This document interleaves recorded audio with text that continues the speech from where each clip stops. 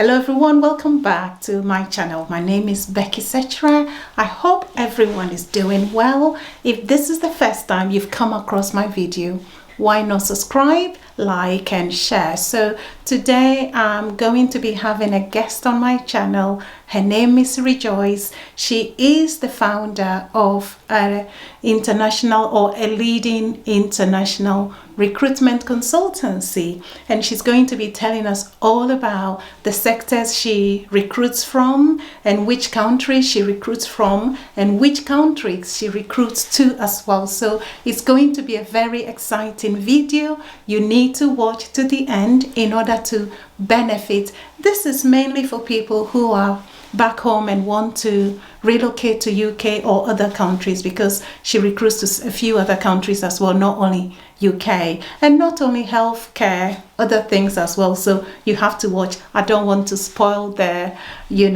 information. Anyway, remember to subscribe, like and share. Take care, and I'll see you in the video.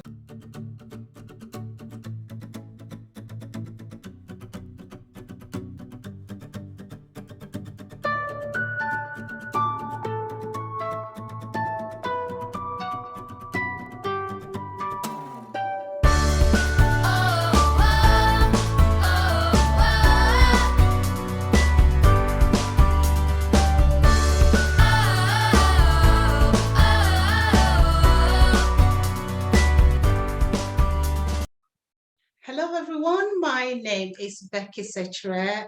You're welcome to my channel. So today I have a guest on the channel, and her name is Rejoice. She is a founder or the founder of a leading international recruitment consultancy. And the name of the consultancy or the recruitment consultancy is Cadre EU. So I'm going to be asking Rejoice to introduce herself to start with. Hi, everybody. My name is Rejoice. I am the founder of Cadre Consulting Company. Cadre is an Austrian independent company with a strong global presence. It was founded in 2018. Cadre is focused on international recruitment. Okay. And we operate in the regions of Africa, Europe, Asia, and the Middle East. Okay. We cooperate with other companies worldwide, and we're a fast-growing startup company, and we provide basically international recruitment of different sectors. We are focused mostly in IT, engineering, Okay. construction, and medical and healthcare. Due to the pandemic, we focused more on the medical and healthcare sector. Okay. But you do IT as well and engineering as well. Yes. Okay. So which particular countries, apart from the UK, you did mention Middle East and other parts of the world. So which specific countries do you recruit to start with, and then where you recruit from as well? We recruit mostly for UK and Ireland. Okay. We used to recruit for the US, but it's it takes a lot of time, so we've stopped recruiting for the US. Okay. And for Saudi Arabia, we were also recruiting there, but we also stopped because the process is a bit tricky, let me put it that way. So we don't recruit anymore. Okay. So if I know someone or have someone who wants an IT jobs or engineering jobs in the UK, is there something you can help with? I know there's a lot of requirements, but is there something your consultancy can help with? We normally recruit IT for just Austria. Oh, okay. Yes, not for the UK. Okay. But because for the Austrian market, you would need some level of German. We normally restrict the recruitment to within Europe to Austria. Okay. Okay.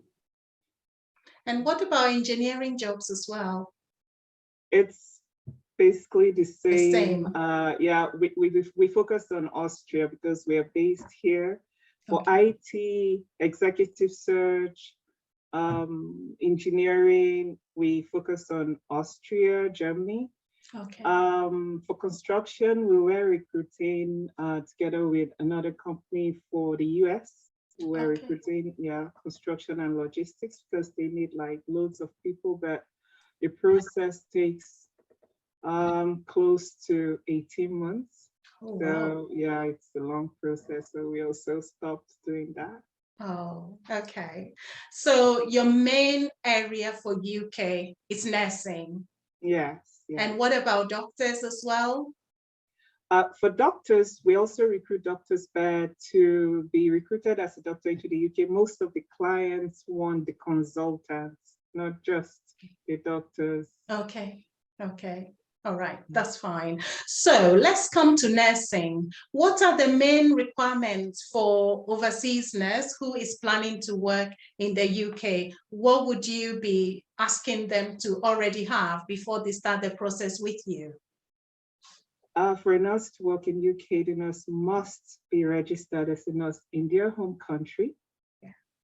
And they would also need to register as a nurse in UK with the Nursing and Midwifery Council UK. Okay.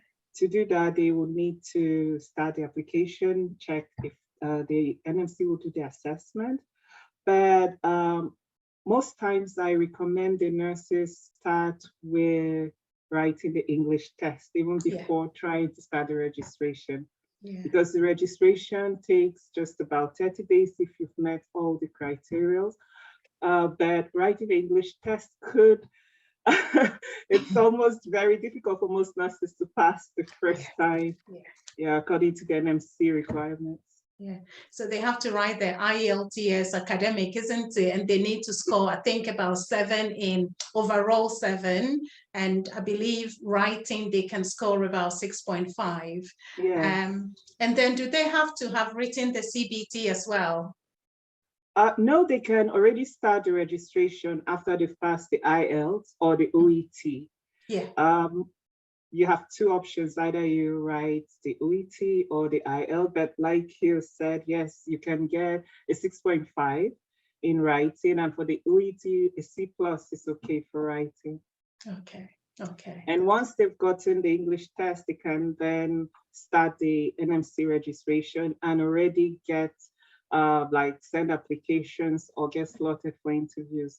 Not all trusts will accept without the CBT, but a lot of trusts, if they see that you've already passed the English test and started the registration, will be very happy to like interview. To start. Oh, okay, that's not bad. And so what are some of the relocation packages that is there to attract people? Or it depends on a trust? Yes, each trust has a different relocation package, but they are basically the same. It depends also on the location. Trusts in London pay higher starting salaries. They do not follow the NMC or the NHS salary bands. They pay higher. And the relocation packages are more, because of the expenses and how expensive London is, the relocation packages are a bit higher. The rest of UK is the same, basically. For some trusts, you might have to pay the visa application yourself and then get refunded in UK. For some trusts, they pay everything. So you basically don't pay anything. They just take care of all their expenses. All right, that's really good. Okay, so I have a question about whether there's a difference in the nursing requirement for UK and the Republic of Ireland. Yes, there's a bit of difference because these are two different countries. To work in Ireland, you must be registered on the NMBI, that's the Nursing and Midwifery Board Ireland. And for UK, the NMC UK. For UK, the English language test requirements are slightly harder than Ireland, in that for UK, you can only be accepted if you have 7 in listening, speaking, reading, and a 6.5 in writing. But Ireland will accept 6.5 in any one of the 4 sections, so long as you have 7 in any of the other 3. Okay, so it's not restricted to you having 6.5 only in writing, and the rest has to be 7. Exactly. Okay, that's really good to know. So talking about Republic of Ireland, I know most people from overseas are not aware. A few maybe, some. So it's quite different from Northern Ireland, isn't it? Because Republic of Ireland is a separate island, which is part, or used to be part of United Kingdom, I think. Yeah. And they're under the EU, isn't it? I believe. Yeah. Yes. Republic of Ireland is under the EU still, but UK is not. UK is made of 4 different countries. Yes. Yes, that's Northern Ireland, Scotland, Wales, and England. That's right. Yes. But most people mix up Northern Ireland and the Republic of Ireland. Exactly. These are completely 2 different countries. That's right. So we've got to know the registration requirement for the Republic of Ireland, the Board of Nursing, and the UK NMC is slightly different. Majority of the things are similar, but for the English requirements, it's slightly different. Is that correct? Yes, it's easier with Ireland. Also with UK follows a very strict recruitment location. We'll talk about that later. Okay. Ireland is more an open market. Let me put it that way. Okay. So the next question, I'm sure that would come to that, is about, does coming from the red list country affect the individual nurse's application? Not really. If you're from a red list country, it doesn't really affect applying for UK jobs. You can apply directly. However, you cannot apply via a recruitment consultant or an agency or recruiter. You must do that directly. That's the only difference. However, I think from the 11th of November 2021, Kenya was put on the yellow list, making them the only country that NHS agencies, nobody can recruit from Kenya. So those nurses are, still until today. Yeah. So what about the candidates applying? Even if they apply themselves, they still can't get a job? No. Really? Okay, that's interesting to know. Okay, so if someone is in Nigeria or in Ghana, is a trained nurse and wants to apply to work in the UK, they can apply themselves? Yes, directly, yes. Okay, so what if they go through you? You say no? Yes. Because you need to be compliant with the regulations, isn't it? Yes, of the NHS, yeah. Okay, all right. Are you planning to recruit senior carers or healthcare assistants sometime in the future? Because they have been added to the shortage occupation list.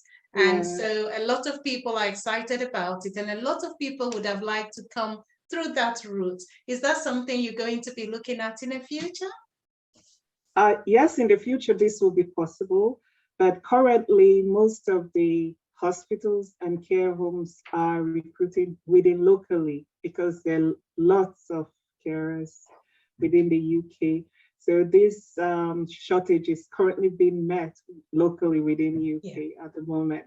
But as soon as they run short of the local talent and decide to recruit overseas, I will definitely start recruiting carers overseas as well. All right, that's fine. So what would be your advice to any overseas nurse, let's say Africa or any part of the world? I know Africa, majority of our countries are on the red list, isn't it? So people become worried about their prospect of getting a job in the UK. What would you advise? What would be your advice to them? My advice is not to give up on their dream. They should still apply because they can still apply directly. And this could change at any time. I mean, they could be removed from the red list. So they should not give up their hope of working, let's say in UK or overseas, or they could also focus on other locations that are open like Ireland, Canada, US, Australia, New Zealand. These are all English-speaking countries, and they also need overseas nurses. So, but you don't recruit to those other countries? Not at the moment. I was trying to start recruiting to Australia, but I'm still working on that. Okay, so hopefully that might come up in the future. Yes, so people definitely. Could be planning towards them. Yes, I'm also trying to again recruit for Saudi Arabia. So these two locations are in the pipeline. And I recently also signed a contract with a partner to recruit for cruise ships, luxury cruise ships. So I will be recruiting nurses and doctors that would like to work. And I guess the English language requirement will not be so high. So this for cruise ship as well. Yes, luxury cruise ships. Yes. Oh wow! I already signed the contract, so I will be doing that very soon. I wouldn't mind that really if my child wasn't very young. I would really enjoy working on a cruise ship as a nurse, isn't it? Yeah. Every day I'll be on holiday. So if somebody would like to contact you, or if it is an applicant or a recruitment organization, because you support organizations as well as people who want to work, like applicants as well, isn't it? Yeah. What is the best way to reach you or contact you? We can be contacted via the email, office@cadre.at, or via our website, so www.cadre.at, the contact page.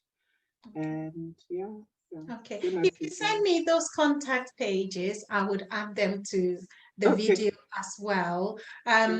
Because you never know if there's a nurse out there who is single or kids are grown and they are planning to work as a cruise ship, a luxury cruise ship nurse. They can start putting their interest forward to you, isn't it? And they can start making inquiries and see how we go. So I would put your details out there. And it has been very lovely meeting you and having you on my channel. I'll speak to you on the side. Okay. Thank you. So I thank you very, very much for agreeing to come on my channel today. Thank you. The pleasure was all mine. Thank you. Take care of yourself. Thank you. You too. All right then. Bye. Bye-bye.